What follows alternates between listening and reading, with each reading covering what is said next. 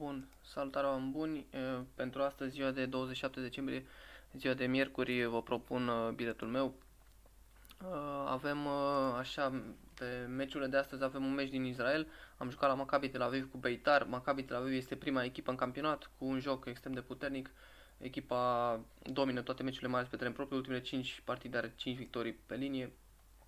În meciurile directe cu Beitar Ierusalim, care e echipă de mijloc, cu 1,6 marcate și 1,5 primite, deci nu foarte mult, dar Maccabi are o medie de peste 2 goluri marcate, Maccabi Tel Aviv. Eu am jucat Maccabi Tel Aviv să marcheze 2 goluri la cotă de 1,40. Mi se pare o cotă bună și care ar trebui să iasă pe teren propriu întotdeauna. Maccabi Tel Aviv a jucat foarte bine. Bun, apoi meciul 2 vom merge în Premier League. Avem astăzi meciuri așa. Chelsea cu Crystal Palace.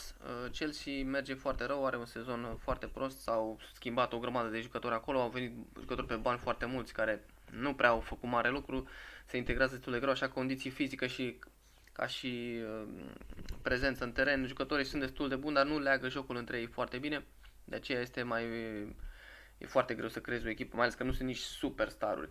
Cu Jackson la în față, la mijloc Enzo Fernandez și Caicedo, a revenit acum Nkunku, jucătorul cumpărat de la Leipzig, care a fost vreo 8 luni de zile out din cauza unei accentări, a căutat să se repereze.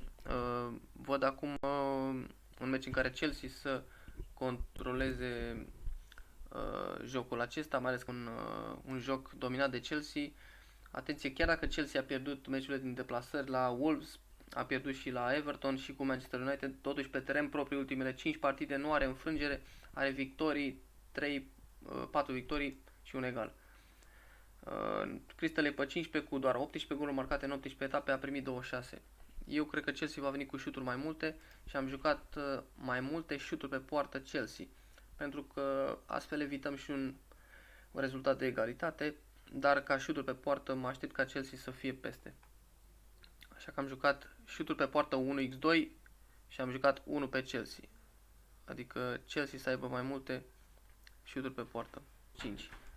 Iar apoi ultimul meci, cel dintre Crystal Palace și Manchester City, cel dintre Everton și Manchester City. Everton, o echipă care a reușit 4 victorii mari înainte de etapa trecută, când Everton a pierdut într-o deplasare, dar cele 4 victorii făcute recent au fost chiar 2 cu Chelsea și cu Newcastle. Everton acasă e o echipă mai bună, mai agresivă, se pune mai bine împotriva adversarilor. Totuși Manchester City a bătut în ultimele 2 întâlniri în deplasare 1-0 și 3-1. 1-0 și 3-0. Tot pe Manchester City o văd să domine la posesie, dar știți că și la ei absentează de mult timp De Bruyne.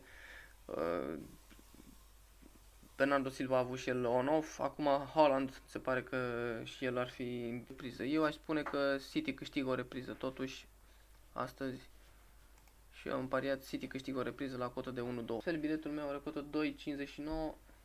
Asta e biletul Chelsea să trimită mai multe șuturi pe poartă, Maccabi Tel Aviv peste 1,5 goluri, iar City la Everton să câștige o repriză. Cotă 2,59, dacă vă inspirați și îl jucați și voi, zic, hai să avem baftă!